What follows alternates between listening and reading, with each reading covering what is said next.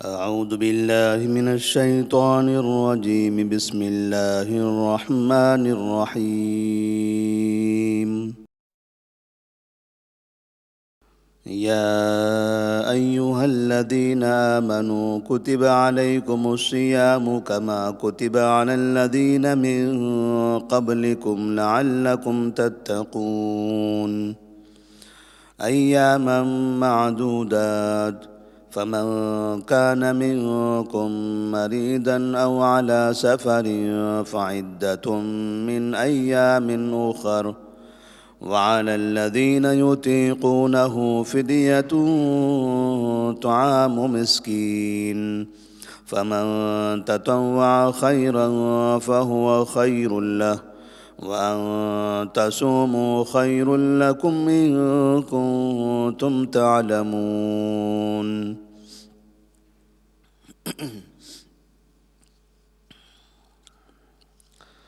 سورۃ البقرہ آیت نمبر 183 اور 184. اللہ تبارک و تعالیٰ نے ان آیات میں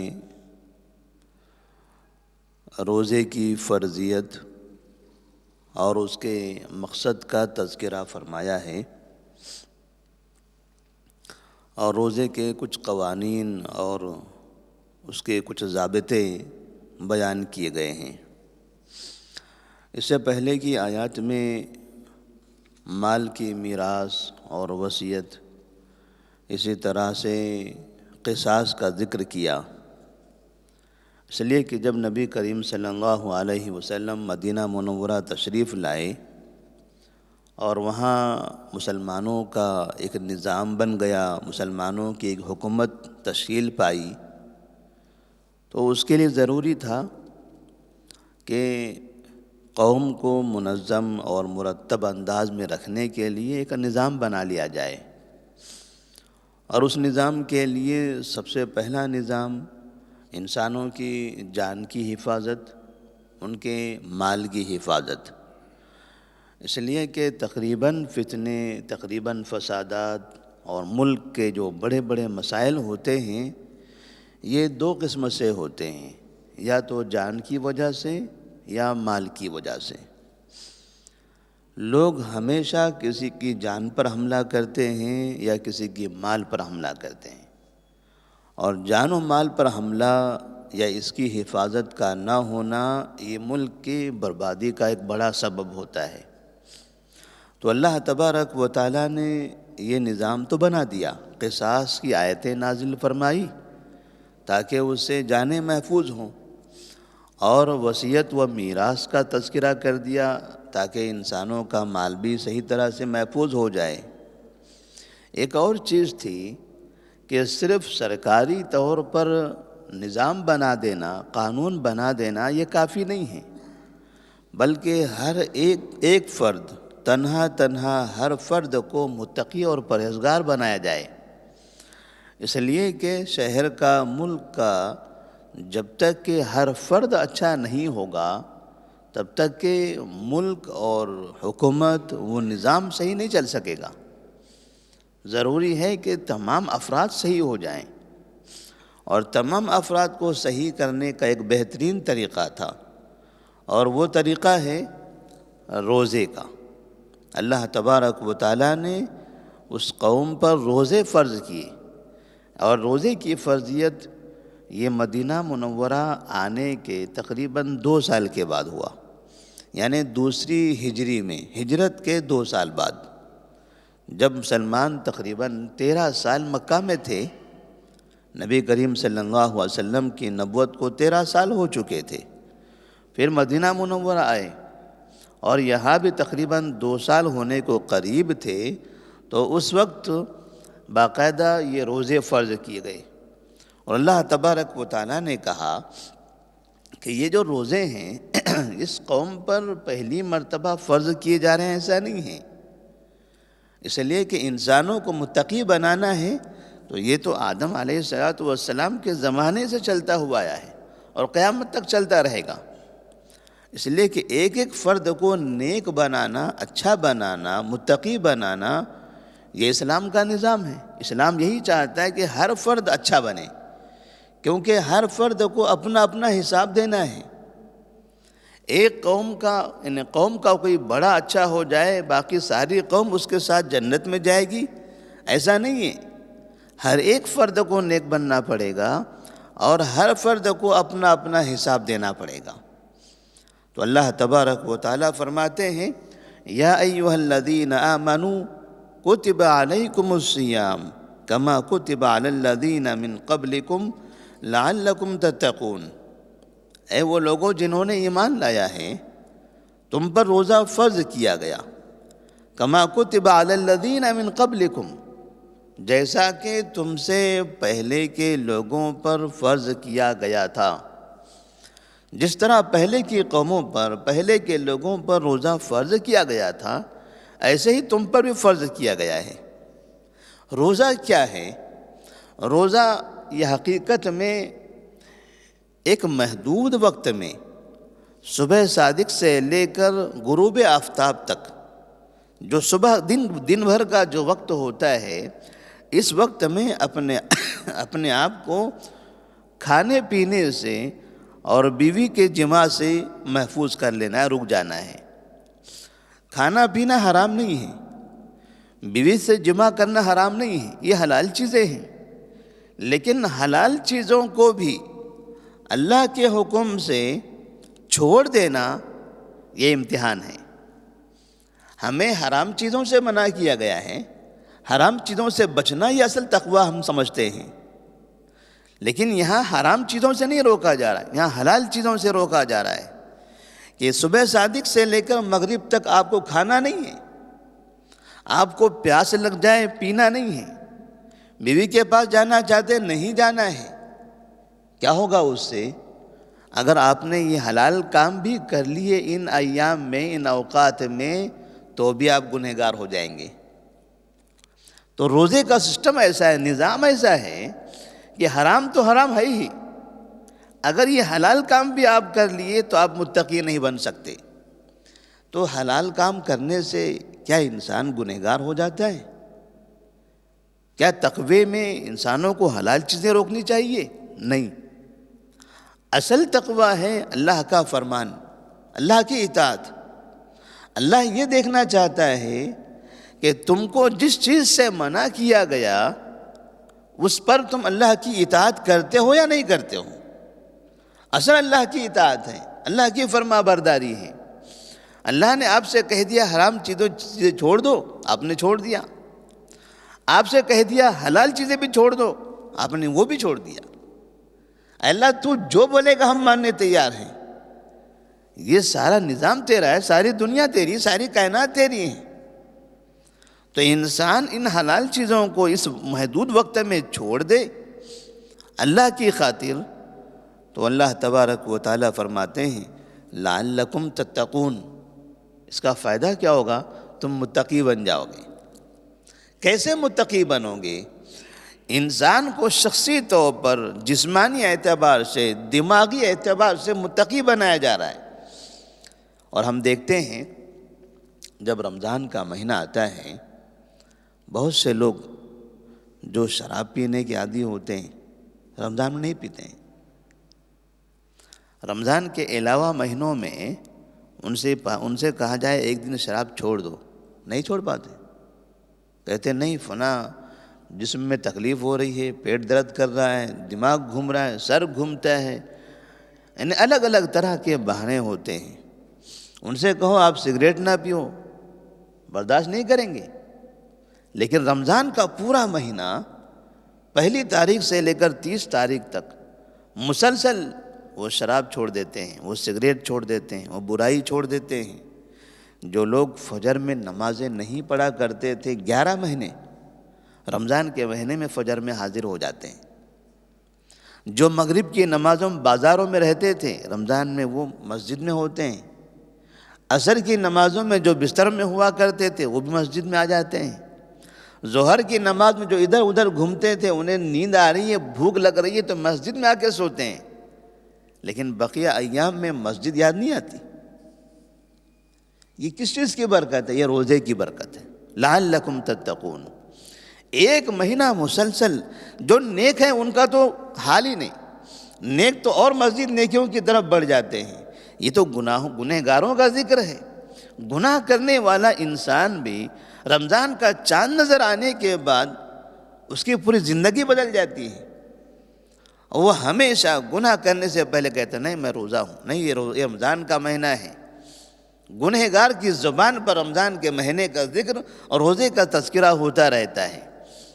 مطلب یہ کہ 11 مہینوں میں سے ایک مہینہ مسلسل انسان متقی اور پرہیزگار بن جاتا ہے، نیک بن جاتا ہے۔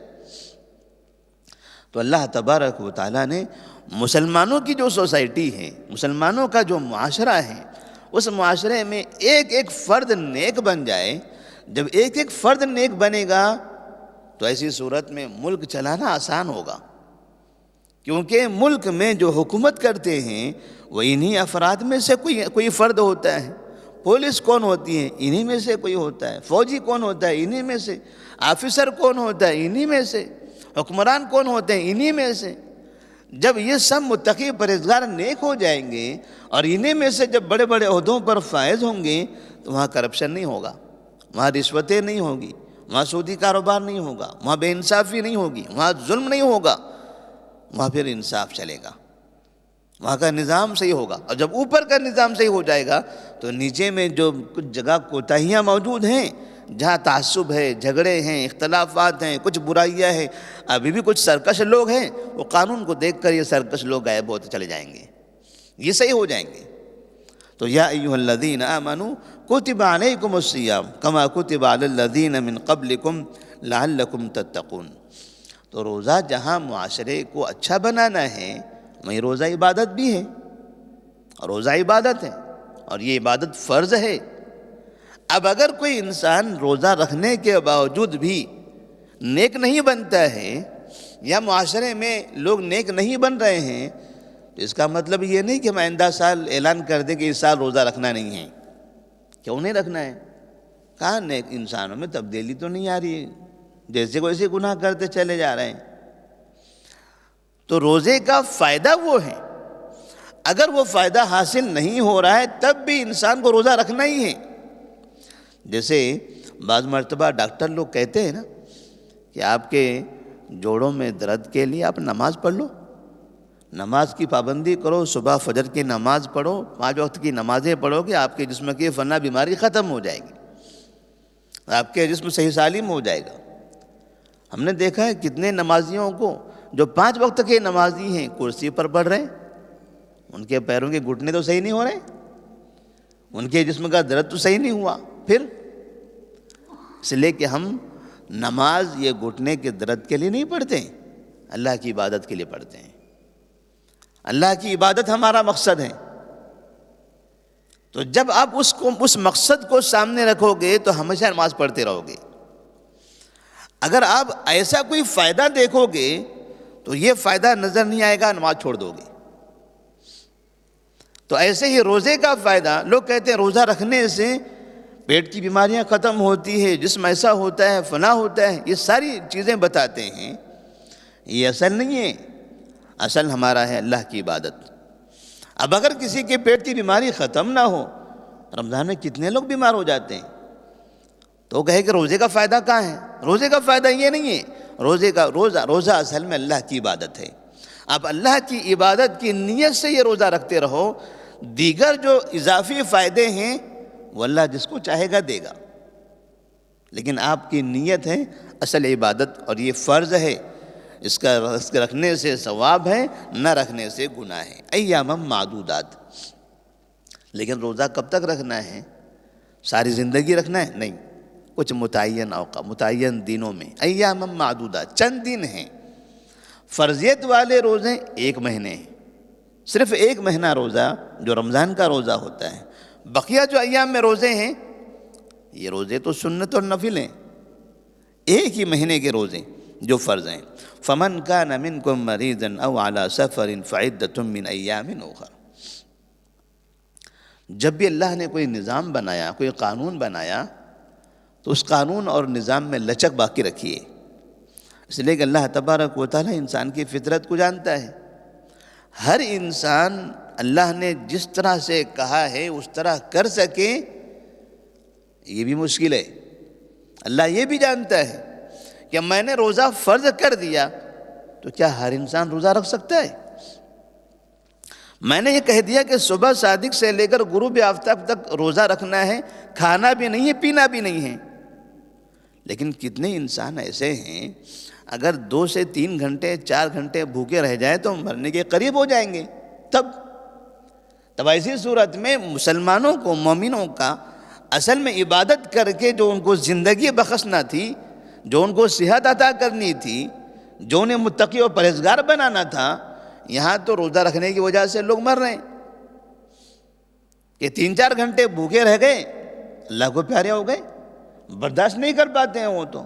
تب اللہ نے کہا پھر ان کے لیے الگ نظام ہے۔ اللہ فرماتے ہیں فَمَنْ كَانَ مِنْكُمْ مَرِيضًا أَوْ عَلَىٰ سَفَرٍ فَعِدَّةٌ مِّنْ أَيَّامٍ أُخَرَ۔ آپ تندرست ہیں، صحت مند ہیں، روزہ رکھ سکتے ہیں تو آپ روزہ رکھیے۔ اگر آپ بیمار ہیں یا مسافر ہیں فَعِدَّةٌ مِّنْ أَيَّامٍ أُخَرَ تو بعد میں رکھیے۔ جب آپ بیماری سے صحت مند ہو جاؤ تب رکھو، سفر سے واپس اپنے گھر پلٹ جاؤ، اپنے گھر رہو تب رکھو۔ تب بیماری کی حالت میں کھاؤ پیو۔ آپ کو دواؤں کی بھی ضرورت پڑے گی، 2 گھنٹے 3 گھنٹے میں کوئی دوا بھی لینی پڑے گی۔ بھوکے رہنے سے آپ کی دواؤں کا اثر بھی نہیں ہوگا۔ ہو سکتا ہے بیماری میں آپ زیادہ بھوکے نہیں رہ سکتے تو آپ آرام سے کھائیے۔ دنیا روزہ رکھ رہی ہے، آپ کھاتے پیتے رہیے، اپنی صحت کا خیال کیجیے۔ آپ مسافر ہیں، سفر میں تھکاوٹ ہوتی ہے، سفر میں پریشانی ہوتی ہے، بھوک پیاس لگتی ہے، برداشت نہیں کر پاتا ہے انسان۔ سفر میں کہیں بیمار ہو جائے تو کسی جگہ پڑ جائے تو ایک پریشانی ہے، راستے میں کہیں جا رہا تھا وہیں گر گیا، وہیں کہیں بیمار ہو گیا، تب کون دیکھنے والا ہے؟ قرآن نے کہہ دیا نہیں، وہ بھی نہ رکھے، وہ بھی سفر میں کھاتے پیتے رہے، تندرست رہے، اپنا سفر مکمل کر لیں، اور جب واپس آ جائے تو جتنے دنوں کا روزہ چھوٹا ہوا ہے بیماری میں اور سفر میں فَعِدَّةٌ مِّنْ أَيَّامٍ أُخَرَ، رمضان کے بعد پھر بقیہ ایام میں ان دنوں کے برابر، اگر 3 دن چھوٹے ہیں تو 3 دن، 4 دن چھوٹے ہیں تو 4 دن۔ ایسے نہیں کہ جیسے بعض مرتبہ کہتے ہیں کہ رمضان کا روزہ اگر چھوٹ گیا تو ساری زندگی روزہ رکھو تب بھی اس کے برابر نہیں ہو سکتا۔ بعض لوگ ایسا بھی کہہ دیتے ہیں ساری زندگی روزہ رکھو تب بھی رمضان کے روزے کی ایک برابری نہیں کر سکتا ہے۔ کیوں نہیں ہو سکتی ہے؟ غلطی کی تلافی اللہ نے خود نظام بتایا ہے۔ ایک روزہ رمضان کا آپ کا چھوٹا ہے تو رمضان کے بعد بھی اس کے بدلے میں 1 ہی دن کا روزہ رکھنا ہے، 10 دن نہیں رکھنا ہے۔ وہ رمضان کا روزہ تھا وہ تو عالی شان روزہ ہے، اس کے بدلے میں 10 دن رکھیں گے تب 1 کے برابر ہوگا، نہیں۔ آپ کو 1 کے بدلے 1 رکھنا ہے، 2 کے بدلے 2 ہی رکھنا ہے۔ اللہ تبارک و تعالیٰ ثواب اتنا ہی عطا کرے گا۔ یہ اللہ کی طرف سے احسان ہے، اللہ کا کرم ہے اپنے بندوں پر۔ وَعَلَى الَّذِينَ يُطِيقُونَهُ فِدْيَةٌ طَعَامُ مِسْكِينٍ۔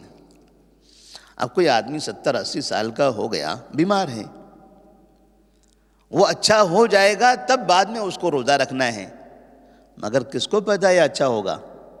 اس لیے کہ اس عمر میں اگر بیمار ہو گیا تو یہ بیماری بڑھتی رہتی ہے، بیماری میں اضافہ ہوگا، اب بیماری کم ہونے والی نہیں ہے۔